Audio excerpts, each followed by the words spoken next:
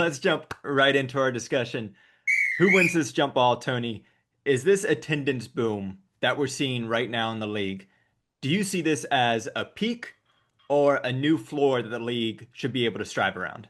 Yeah, I think a floor they're going to certainly try to strive around and can. As more and more players come into the league who have large followings of college, we're already seeing this a little bit with Paige Beckers. Juju Watkins will come to the pros at some point. That adds more teams that many fans are excited to see travel to their market. And the Fever always say this when they're asked about this reality of the fan base number that they have, even on the road. They've leaned into the slogan of every game being a home game. Like the hope is that fans show up to that game and either fall in love with not the players that are the reason the game has been moved, or they fall in love with their local team and like want to go to more of those games or want to spend more money to watch that team. And I think you're seeing that happen. Lots of teams are having strong attendance seasons anyway, even beyond the Fever. The Liberty sell out every game, right? And they're the reigning champs, obviously, but like they're also very popular and they've been popular for a while. But I think as the league continues to see more and more popular players come in and more and more teams get in to see the spotlight and then their fan base grows from there.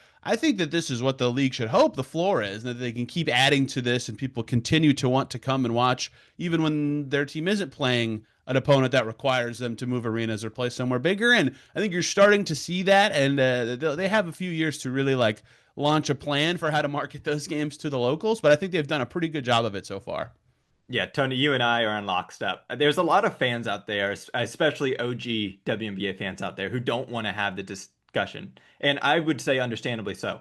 But since the pandemic, there has been a consistent rise in attendance. And that rise is allowing these teams and the league to invest better in their assets, which I think in turn is going to elevate the play of the players and the product on the court. And like you said, with the college basketball scene, NIL, all these larger than life players that became larger than life in the college game are just going to go up and take the league with them too. Look at it prior to the 2020 WNBA season. The 5-year rolling average of attendance was just shy of 7,200 fans. Last year had 9,800 fans. This season is averaging just at 11,000 fans. And that's with Caitlin Clark missing half the games. And if you take away the Indiana Fever, there's still record numbers. This year, the league is averaging 10,400 fans in games that the Fever are not playing in. So those numbers are incredible. The trend and the trajectory is continuing upward. So there's no reason to think that this is going to be a boom. This is going to be a peak. I think it's going to continue. I'd say this is the floor that they're setting right now.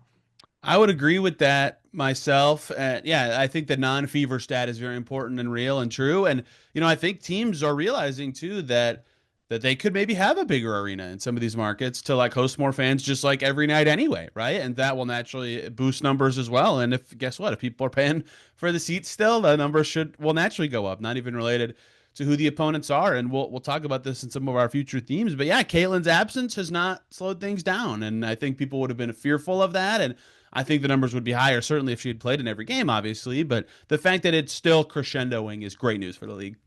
Well, let's talk about it. So this year there have been 6 franchises, nearly half the league have upsized certain matchups on the season. And some of these are the teams that even have the larger venues, talking about the Las Vegas Aces. They've grown and made sure they've gone to bigger venues when the opportunities have arisen. These numbers include the Dream, the Sky, the Sun, Wings, I said the Aces, and of course the Mystics here at home.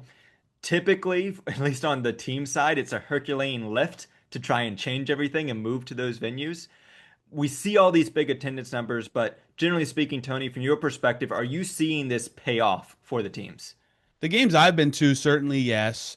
A shocking scene, actually, because you mentioned Chicago, going to the United Center where everything's red, Blackhawks Bulls, and there's just this sky blue, literally sky court on the floor for the game. And then the second the game ends, I go out there to do a TV hit, and it's gone. Like they moved it back immediately, like they have to. Logistically, it's very challenging and fascinating to see all this works. But that game, the most recent one played in the United Center, was weekend national TV game. Caitlin Clark did not play. Angel Reese did not play. Still a basically sold out United Center, right? So people are still coming. Fans are still interested. Of course, they would have liked to see those players, but the growth and popularity of those teams in every team you're seeing in basically any reality, if there's enough seats and people want to pay for them, they will go to the game.